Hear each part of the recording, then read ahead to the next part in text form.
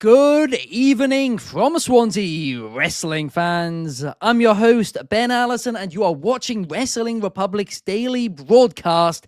We are the day after AEW's Dynasty pay-per-view, and we are going to be talking all about that on today's show. It's a little bit of a controversial show. Some people loved it, some people hated it, and that's just the ending alone. I went on a rant about it earlier today. I might go on another rant about it later today. We are going to have to see how I'm feeling in 25 minutes time. But before we do talk about all of that, we have a lot more to get into, and let's kick things off by introducing Mr. Clark Taylor. How are you today, Clark?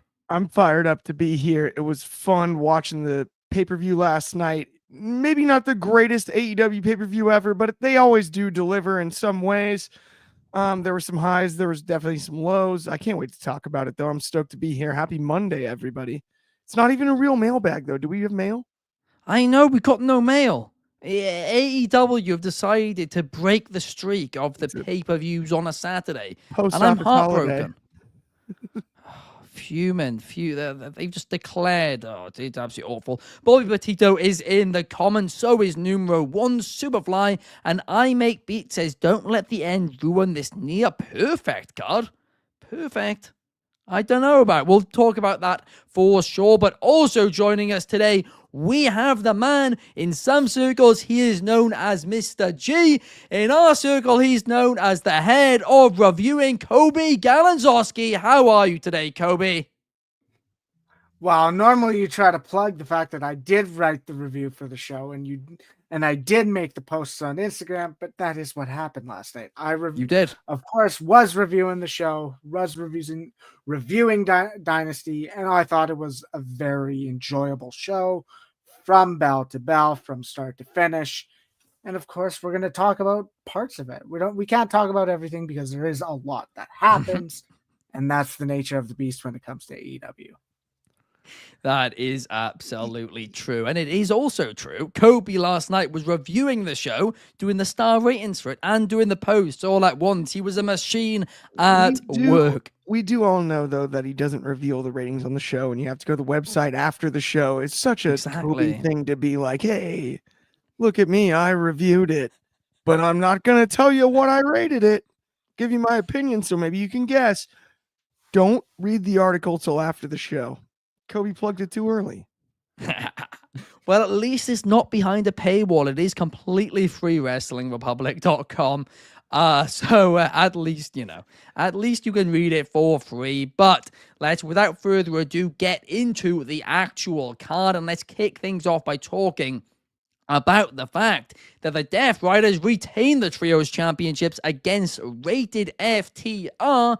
But then we had a heel turn because FTR turned on Cope. And the big question coming out of this, Clark, is was this, pre-planned? Did they plan to turn on him ahead of time? Or is just a Shatter Machine second nature? Did Cass just instinctively tell what Dax was going to do? I don't know. In fact, I might have got that the wrong way round. But Clark, I want to get your thoughts on this one. I think the question was answered with the Spike Pile Driver. I think the question there was answered with the Spike Pile Driver on the chair off the top rope. I dug every second of this because I feel like I know what it means. And, I often complain about things that are a little bit telegraphed. I don't think the turn itself was fully telegraphed. Nope. But what this leads to might be a touch telegraphed, and I don't care. Because there's always been the big three from one of the greatest tag team eras in the history of wrestling in the WWE. And that's the TLC 3. There's the Dudleys, the Hardys. But there's also Edge and Christian. What a lot of people forget is that Edge and Christian, Adam Copeland and Christian Cage, what they accomplished was they were the dominant team of the three. They won the most often. and they went their separate ways and had singles careers. This is the reunion tour. This is time. FTR is the perfect first opponent. We also saw the return of the Young Bucks last night. We can check boxes I never fathomed were even possible.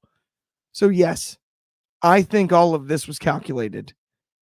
I do think Cash and Dax, Cash in particular being hesitant, makes sense. I like that, right? These are two guys he mentioned on WWE television when Seth Rollins broke into his house, if we remember correctly, right? Like he mentioned these two people. They live by him in North Carolina. They're his friends. They're the guys he trained with to return from his neck injury. We know that. We can blur the lines there. I think they deserve the return of what I believe is the best of the three tag teams from the golden era of modern tag team wrestling. My question, Clark, is will Christian Cage keep the turtleneck? I think so. He better. He had remember, even when they tagged together, he actually wore a mesh shirt. That's true. Always very been a fashion often. icon. Quite often, yes. And then he also went to the straps as well. They had gear that was like close to matching and whatnot. I don't know if we get a pose for those with flash photography. I will. I actually don't think AEW are allowed to do flash photography, but that would be. You know what I think would be the greatest is you really almost don't have to say it. If I'm sorry, I just got a wicked awful idea. I feel like get a hot enough crowd, you could just do that. Please just hand out disposable cameras with the flash. You could totally do that. They're not that expensive. Put them on all of the seats. I don't think. And then when they have the return, they don't even have to say the word. Boom, the flashes all go off like they used to. AEW is meant to be like epilepsy friendly. That's true. I don't think I didn't think about that. Yeah, you can't. I don't know. It would be so cool to just they have them flashes during entrances. Just like the one time, I think you could get away with it as long as it's like sort of like organized. Right. Yeah, like you say, it's gonna happen ahead of time. Right. That's kind of where my brain was at. Right. That's why I was thinking about passing out the cameras. Right. You don't have people do it with like their own cameras. Right. You pass out like a one picture Polaroid camera. I don't know. Maybe I'm thinking it. That would be sick. That would be fun, no doubt about it. Fernando likes the idea, but I also do like your idea. It's clearly where it's heading. FTR versus Coby and Christian, all in Texas. I just feel like there was some untapped potential still with the Christian Cage father gimmick. I felt like they could have gone a step further, and they just never did, but I do think that time has passed. I think this is key. I think it's not over. It's just going to be put to rest because this leads to the double retirement tour in the long run. And I'm not trying to go overboard here, Ben, and get into a big discussion, but I've said it on this very program before. This is a unique scenario where you have two Hall of Famers that are best friends, have history as a tag team, and can retire each other. And if that's what it leads to, both coming back from injury, the parallels, the storytelling, stuff like this in wrestling comes along once in a blue moon because there's so much reality. So you have this tag run and they run through the all-star team of tag teams, FTR, the Bucks, all of them. They get everybody, right? But then eventually Christian gets a little jealous again, just like the first time, or the other way around. Depends on how you want to do it. But you can work your way back to the father figure gimmick. It's not over till it's over, right? But I hope not. You have a unique thing with these two here that I think you can do something really special with, and I hope they get it right. Absolutely, I do as well. Fernando says it would be poetic justice to see Coby and Christian. Also, I Make Pete says he used to throw himself off ladders in his backyard because of TLC matches. I jumped off too many couches myself. I never did. Oh no, I think I once took. I believe somebody jumped on me off a ladder when we had a backyard promotion, but I never was the one jumping off the ladder. I couldn't do that one.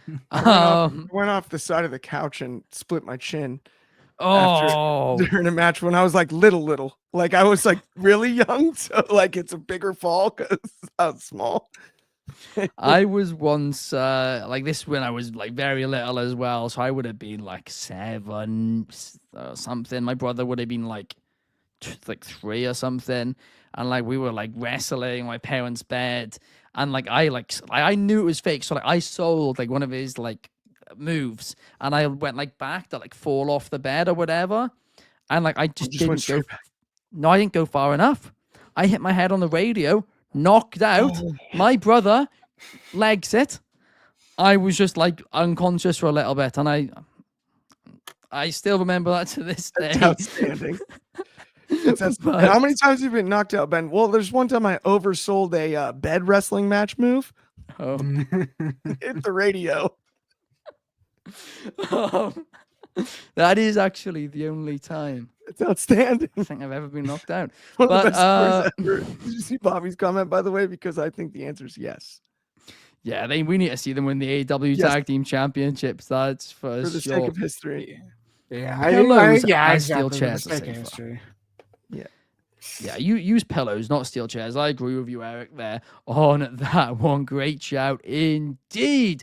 But what was also a great shout was Tony Storm impersonating Rocky Balboa in Philadelphia, right? I actually forgot this show was in Philly until she did this. This promo package was absolutely fantastic. And Coby, in your post about Tony, you called her Tony Balboa, and that was absolute gold as well. What were your thoughts on the Women's Championship match?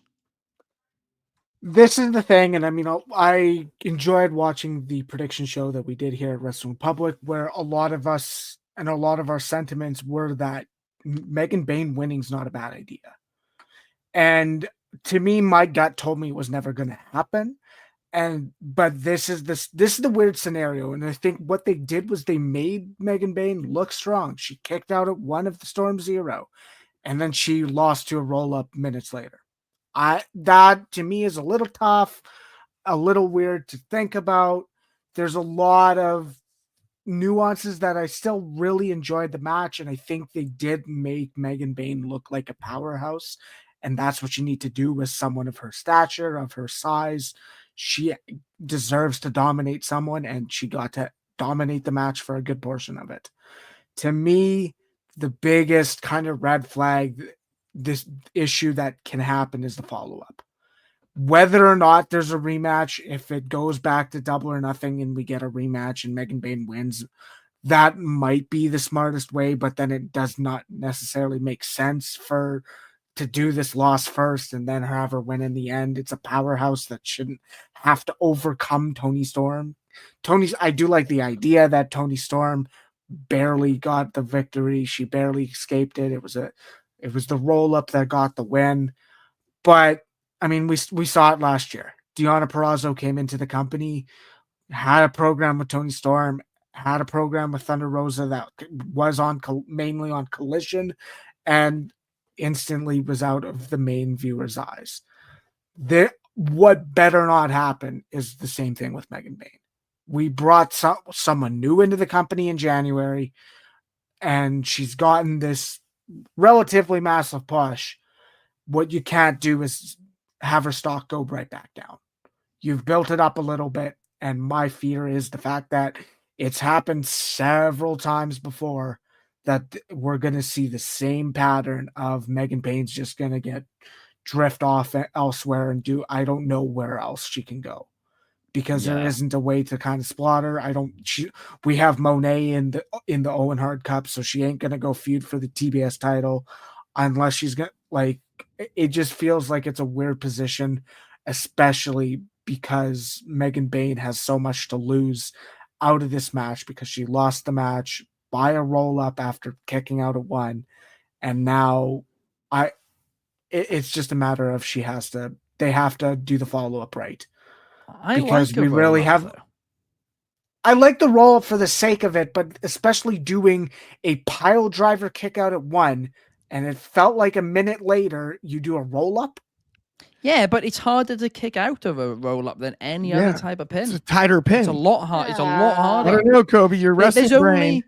There's only a 10-year gap, a 10 to 15-year gap, by the way, where roll-ups became this thing that only happened early in matches. Historically, in professional wrestling, they were happening later in matches. In the last couple of years, it's kind of come back into fashion a little bit more. But I do agree with you, Coby. Megan Bayne needs to do something. I've got something to say real quick about Toni Storm. This character, when we first saw it, I wasn't entirely sure. I am so sure after last night with the Rocky thing. There is so much room for creativity with this. I cannot wait until she comes out as Wyatt Earp in Texas at All In. Absolutely, like the cinema ties in all of this, it was brilliant. The gear, all like she might ride in on horseback in Dallas. I have almost no doubt. Doc Holliday, whoever it may be, it will be a gunslinger, and the cinematic old school part. It's brilliant. I love every single thing about it. The intro to this match was brilliant. I do understand Cobb, the complaint a little about the difference between the pile driver kick out and the roll up, but at the end of the day, she's also won a lot of matches by roll up. That's something we forget, and we don't give enough credit to history, I think, sometimes. And Toni Storm seems to be able to escape matches via roll up often. I think that's something that I'd like to see highlighted more on TV.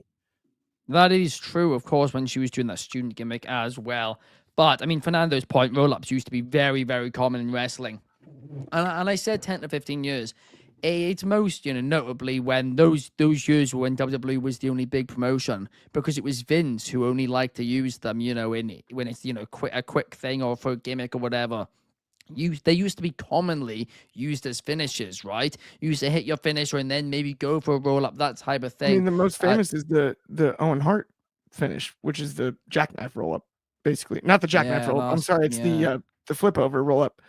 Shawn used that against Triple H in the iconic unsanctioned match, and Owen used it against his own brother at Mania. That's true. Yeah. So I mean, right? Like that's to me the most iconic one. But Bobby says Penelope Ford is great with Megan Bayne, no doubt about it. Those two on TV together are absolutely gold. I Make Beat says Megan will win that gold. This was just the test in the story. I hope you are right. And Eric Rodriguez says only Cody Crybabies use roll-ups. No, they don't. 99% of wrestlers have used a roll-up. Massively important move. He said maybe a small package as well. And you remember they call Bryan Danielson in Aberdeen, Washington, they call him Mr. Small Package. Oh my gosh. He's got the title small package. and number one Superfly says, I think one time Xavier Woods made the most devastating move in all of professional wrestling. The surprise roll-up as his finishing move. Might have called it the super roll-up. He called it the backwoods. The backwoods. Okay, that's cool. He did have a name for it, and they were pushing it. We're being a bit too positive, you guys. I mean, to complain a little bit. I'm going to complain a little bit for a second because every babyface ever wanted to jump off a cliff after seeing the finish, the Bandito versus Chris Jericho, right? Because in the history of professional wrestling, every single babyface, at least a dozen times, maybe 100 times, has lost because of a heel cheating, right? But in the case of Bandito and Chris Jericho last night, Jericho cheated, won the match, the bell rang, and Bandito was announced the loser. And at that point, Bandito's family sitting front row were making a fuss. Aubrey Edwards was like, hang on a second, what are you saying? What didn't we see? And she wasn't even the referee in this match. She then tells, I think, Rick Knox, whoever the referee was, oh, it's not, he cheated, and they then find the bat, and they're like, oh my gosh, there's a bat here. That must have mean he was cheating. As far as they know, Bandito's family could have planted that bat there as backup. They didn't even check the monitors. They didn't check the video stream, whatever, right? This, I can't get my head around it. Since when can you just restart matches? Why can you restart matches? It's a complete and utter joke. I can't get my head around it. And if I was a babyface, Clark, I'd turn heel. I was going to be sort of in the middle on this one and criticize some of the bad things, but you pretty much covered that all. So watch this. I'm going to be real positive about it. Here's why I didn't mind it. Number one, I was absolutely emotionally moved by the idea of Bandito's mask being removed. That would be the most nonsensical loss of a mask in lucha history, and respecting lucha culture, I think, is important.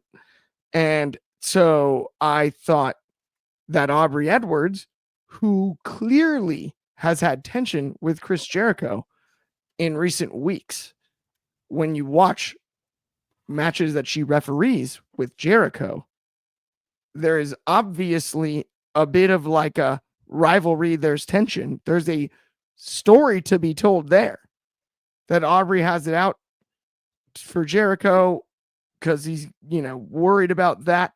I have no problem with that. That part was logical in my eyes. I would have liked to have seen a replay shown of the bat being stashed because that did happen. And while Rick Knox was knocked out, if he sees that too, and Aubrey's the one that shows it, I think that connects the dots enough. Other than that, the execution of the match was entertaining. It was a really solid match. Said, though. If that's the case and they could use replays, then 5 matches on this card should have had the results changed. That one makes sense because it's mask versus title. It's ROH, Ring of Honor. So it's going to be more honorable rules-wise. You can push the ROH. Jericho's retained the title multiple times without these video assistant referees. I'm just telling you. You can with video. You can tell this story. And I'm going to be positive about it because I don't hate it. And you know what the best part is? We finally have a new ROH champion, Bandito, who deserves it, can carry it, is a heck of a wrestler, is awesome, didn't have to lose one of the coolest masks in all of lucha wrestling culture. And I was moved emotionally when I thought for a second he was going to have to, right? Like, truthfully, you know what I mean? So at the end of the day, at least that part was all right. And the right guy ended up winning. I agree. They got to the right destination. Fine. They got to the right destination. Was it a little muddy getting there? Sure. A little muddy. We'll see what they got to the right destination. We're only one wheel left on the car. I don't think it was quite as bad as you thought it was. I hear where you're coming from. It makes no match in wrestling history makes sense. It sets the sets the precedent. It sets the precedent that why isn't this happening elsewhere? Exactly. The fact that this type of finish can exist, which it screams Russo WCW.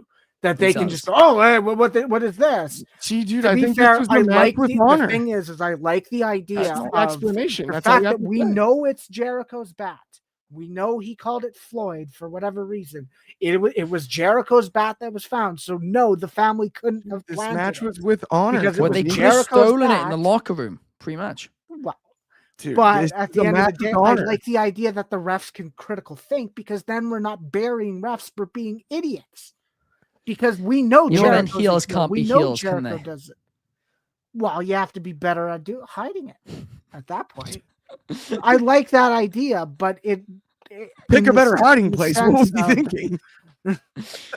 Basically, to conclude, Aubrey Edwards is biased against Chris Jericho. Yes, AEW need to sort out, the consistency in their refereeing ranks.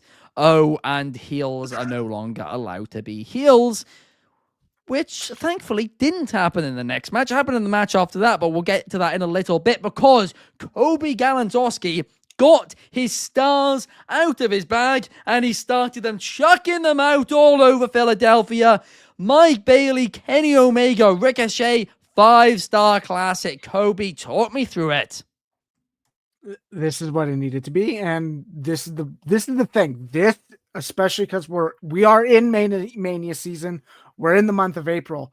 This set the bar for a triple threat very, very high.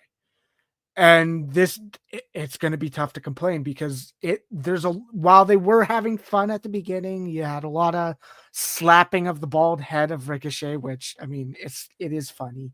It's funny. The fact that he's consistently getting his best reactions because he's being called bald by the people in attendance. It's comical. It's comical with what Ricochet is doing.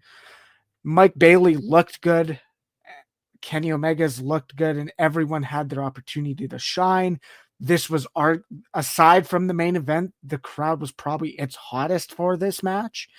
And in terms of everything, it was just everything went right. We got to continue to be consistent with characters. Kenny's a damaged warrior at this point. He has his midsection injury with diverticulitis. He's able to persevere. We have Speedball, who's able to fight through pain, and Ricochet's being able to be a heel and target the leg of Speedball McBailey. This was great. A lot of people would have said, oh, this is just going to be a no-sell fest, and it wasn't. There was selling. There was work with psychology, whether it was Kenny with his midsection, Speedball with his ankle, or just Ricochet being great at selling with the bumps he can take. There's not a lot to complain about in this match, and I thoroughly enjoyed it. It's a 5-star match. It deserves it on the Wrestling Republic scale. But to me, and it felt weird in execution. Everyone knows where we're going, and we're going towards Okada versus Omega. The fact that Omega just left, like, I don't know what the story is. Is Omega, knowing he's a damaged warrior, scared of Omega or scared of Okada? Ooh. Like, is that what we're like? I don't know where we're going, but it just felt like that we didn't get a stare down. We just got them looking at each other, and then Kenny left, and it was like, oh, so Okada walks to the ring and walks out in 2 minutes, and that was his job for the night. Like, it felt weird, everything after the match, but I loved the match in execution. It was great. I was sure this was going to steal the show, and it did very much steal the show because it is 3 highly talented wrestlers. And there's not much more else you can say about it. We all know Okada and Omega's the destination, but it just it almost felt weird to not really highlight that this is legacy. Like, we had the commentary going, well, we all know the history of their battles, but we can't go into it for much. And then it's just like, oh, Kenny's gone already. They'll get into it. But what I actually think the scoop's going to be, and I kind of like this. Kenny's, come back from this ridiculous injury and everything, and he's known as like the worker's worker and everything, right? Like, he's always been known, and those 2 titles kind of are like, that's what they're attempting to represent with them, right? You have Okada with one, and you have Kenny with the other. Okada comes out. Kenny goes, I won the match. You saw him put his hands up as he went through the tunnel, right? Like, he put his fist up almost defiantly, right? Yeah. But he's like, I'm not going to talk to you. I'd love to see Kenny sort of defend that title week in and week out on various AEW programming along the way to All In, and refuse to talk to Okada. I don't need to. Ooh. We know what this rivalry is. I have no reason to discuss anything with you. I'll see you wherever. I do think they need to build it a little, but I think but first, and I like that. And then you can sort of he's just like, and then you can't get that. Everyone knows, sort of dangle, right? Like, you know what I mean? Dangle it in front of us. Yeah, in a way, that's a great call. I really don't hate that creatively. Sorry. Doesn't that make Kenny the heel? That he's trying to I don't think it matters here, because I think he's Kenny Omega. He'll be all right, but we are going to need to move on to the next topic but it kind of in a second. But I do want to just read out a couple of these comments real quickly, because great comment here from my mate Pete. AEW Global Heavyweight Championship about the unification there. That is funny. All of the continents. Continental Mike and Bailey international, was yeah. the MVP, according to Fernando. A great shout there as well. And Shard is in the comments, and he says match of the night. A big call there. But now we need to get on to the meat and bones of the show, the big controversial topic, because we had Jon Moxley versus Swerve Strickland. And going into this match, I didn't expect Swerve to win. During the match, there was a couple of minutes at the end where I thought he did have a chance, and I was hooked right in, and I thought, yes, yes, yes, maybe we're going there. But then the Young Bucks returned and took him out. And listen, right, I don't have an issue or that much of an issue with Jon Moxley retaining, because I understand there is a storyline they want to get to. But the fact is, fans paid $60 for this pay-per-view. And not only did you end it with one thing, which AEW fans, the hardcore of all hardcore AEW fans, have made clear that they dislike, but then you're like, screw it, let's add in another thing, which they made clear they really don't like. There is a difference between heat and go away heat. And when fans have paid $60 to watch a pay-per-view, ending it with two storylines, which the hardcore fans have made clear that they don't like, it's a bad idea. And coming out of this show, we had so many DMs, so many comments of not WWE, marks, AEW haters, but genuine AEW fans saying, I'm not sure if I can watch this anymore because it keeps feeling like they're just, pulling the rug from under me and making me pay money to see storylines, which I'm making it clear we don't want. Coby, I want to get your thoughts on this entire situation. See, this is the thing, and I mean, we were kind of talking about it before the show because me and Ben showed up and preparing for the show, and we definitely have a difference of opinion. And I think that's the beauty of wrestling, is we deserve to have a different difference of opinions without going, oh, my opinion's better than yours, you suck, you're stupid, blah blah blah. That's the ugly you're part stupid about wrestling. But I thought this was the best main event since Danielson and Swerve Strickland. And this is what, we've had a lot of events. We've had Full Gear, we've had World's End, and we've had Revolution, where while there is a story with the Death Riders and Moxley weirdly barely overcoming these matches, which feels weird for a takeover esque story of, oh, we're taking over your company, but it's been every pay-per-view of, oh, I'm just barely retaining the title. There's logic gaps that I do believe exist in this. And while I think, especially with the last few shows, Full Gear, World's End, Revolution, Moxley was never the highlight. We were talking about the steel cage match. We were talking about Mariah May and Toni Storm. We were talking about Mercedes Moné and Chris Statlander both times. There was we were talking about Kazuchika Okada kind of getting a high in his AEW career, and it's gone down since. But World's End was a peak of his career, his AEW chapter. At this point, this was the best in a long time. I really enjoyed it. We had Swerve working the knee, working the angle. He felt like an underdog. I loved the Swerve stomp through the table.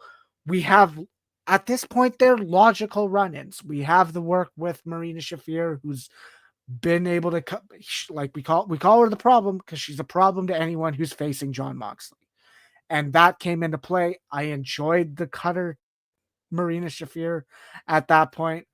We then go to, of course, the other ones. We have Pac, we have Claudio, and as we have Hangman appearing, and he has that moment, especially after the brilliant ending from Dynamite, where you have some accountability from Swerve Strickland, where he goes, yeah, I know, because he deserved it. And that you could tell, you can see the dilemma in Hangman's page, where he saw because he knew he was determined to never let Swerve win again. And then he remembered it. He saw Moxley getting up. And then you have the run-in, of course, of Pac. The dead eye on Moxley was great. That moment was enjoyable. To me, they shocked me. And I think that's why I like this. The fact that the Young Bucks return after failing a takeover to help the Death Riders, I think as a whole, they need to follow this up in a great way. This is a surprise that shocked a lot of people because none of us were thinking the Young Bucks were going to help Jon Moxley. But at the end of the day, they need to follow it up in a smart and logical way. That's where we can share fear. But they surprised us. This is a surprise ending. I agreed with the sentiment. Swerve was never winning. I love the idea that he could have been Mr. Dynasty, winning it at almost every dynasty. I like that. But at the same time, this was a surprise ending. And as a whole, this should get you excited for Wednesday. This should get you excited for where they're going. I will. I mean, I think it's interesting. I think it's a surprise that got me interested, and I don't necessarily agree that this was a bad ending. Fair enough. I mean, Clark, I can tell you're itching to get onto it, but I do just want to read out a couple of these comments first. But to your point, Coby, I was surprised. That is the one thing I will agree with you on that. And also, to clarify too, I didn't think the main event actually was bad itself. I just thought the post-match angle was what I had a real big issue with. But Shard didn't. Shard is agreeing with you. He's saying Coby for president. Mike is saying Death Riders are as over as Retribution was at the end. It made no sense. Last time we saw them, they were running from the Death Riders. There's definitely some ground they need to cover there, that's for sure. But I'm sure, well, at least I hope they do that. I Make Beat says this stuff doesn't need to keep main eventing just because it's the world title. They have more important and worthy storylines to fill that spot. We have Jesse Hyde saying Tony Khan is waiting for Darby Allin to climb Mount Everest to get a shot at it. David Hall says Jon Moxley decided he's going to retain the AEW World Championship forever. And I Make Beats believes it is all leading to World In. And then Mike just adds in MLW's free pay-per-view on YouTube was better. No, Clark, I can tell you're going to disagree with me on this one. You think that it's all great. To tell us how great this finish was. No. I'm about to do something pretty crazy here. Oh, I 100% agree with Coby. with Coby. Yeah. Yeah, that was the most obvious thing since the conclusion of this match. Absolutely. And here's the reason why. We've sat for months and begged for an answer. Why? What is this takeover about? What are they taking over? Why is the belt in the briefcase? Why is all this? There's been an invisible hand pulling the strings like marionette dolls this entire time. And they're the EVPs, the Young Bucks, the ones with the power. They're the narcissistic ones. They're the ones that think they know everything. And we've solved the one problem in the Death Rider storyline, because you know who Jon Moxley is? He's their boogeyman. He's the monster that they have convinced to do their bidding for them. This is the Young Bucks are responsible. They never failed their takeover. They were injured and off TV, and they did it. They've been one step ahead the entire time. They've been pulling the strings the entire time. They proved their mettle when they showed up on Dynamite and took over the production truck. They didn't have to do that again. They had others do their bidding. They're the EVPs. They're the bosses. Of course. Of course it was them all along. Of course it was them who organized this. Well, let's just take the biggest badasses, put them all together, and make sure that they take out the people we don't like. They finally, their hand was forced last night. But they had to come back and do their own bidding. The Death Riders. They had to come back and do their own bidding. I'm telling you right now, the entire time, they've been shills. Jon Moxley is Darth Vader. He was Anakin Skywalker. This is Star Wars. He was Anakin Skywalker the entire time. Now he's Darth Vader. That's what we've got. And the Young Bucks, they're the Emperor. I'm telling you, that's not what's happened. We'll see on It is. Wednesday, but mark my words. The Young Bucks, they've just made some deal of some sort for like a one-off to help them. Because they're like, oh, we're the EVPs and we respect what you're doing. We agree, Moxley. There's not going to be some emperor type thing. It's not like they've got Moxley on strings. They've just made a deal. And if that's the thing. If it is that, and it's they just did it to screw over Strickland, who, if you want to tie it to last year's Blood and Guts, where Swerve led the team to victory against the EVPs, I think he can do that. But like, that's the thing. I think the biggest story is you have to connect it. You have to. I don't think they are. This is the Young. I Bucks. really they will. If they aren't, then it's a missed opportunity. Have a little faith. Like, in that's the me. thing. The They've follow-up is connected two as awful important as stories. the angle.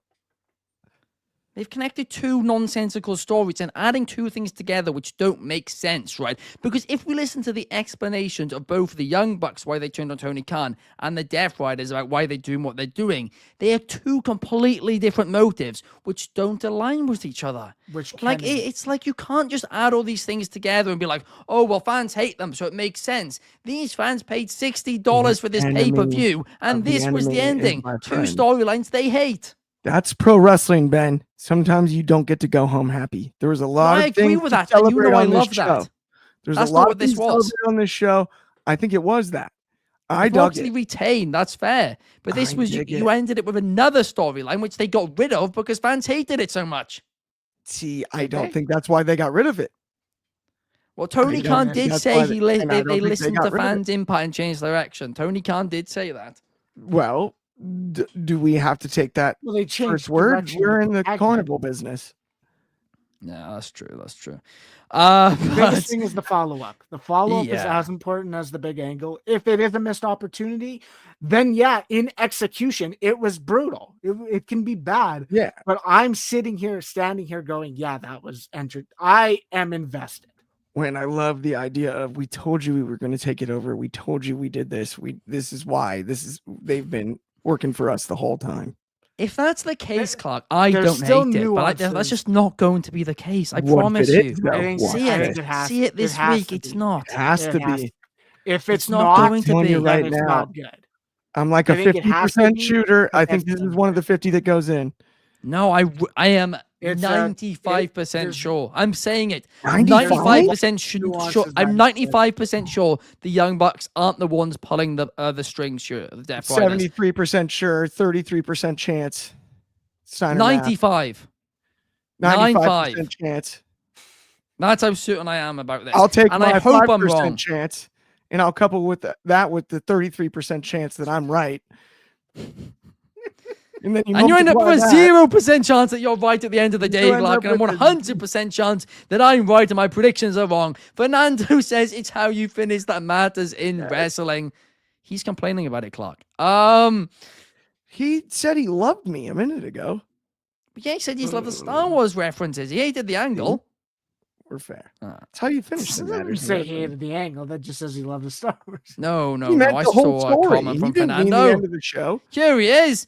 The Death Rider story is just not over. Tony stubbornness to pivot from this story is hurting AEW. Remember the comments. Has it? Tony Khan's trying to cite that the viewership's going up. Because of the John Mox. Social media views have actually gone down, which is actually an interesting indicator in this day and age. Eric Rodriguez. It is Monster shout out, Erod there. I love that.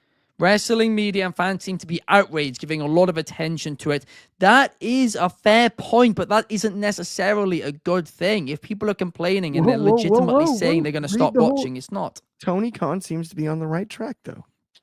I don't think that's true. Because if you have, literally today, we've had no joke. Almost around 100 comments writing into us saying, they're not happy about, and they're going to stop watching AEW now.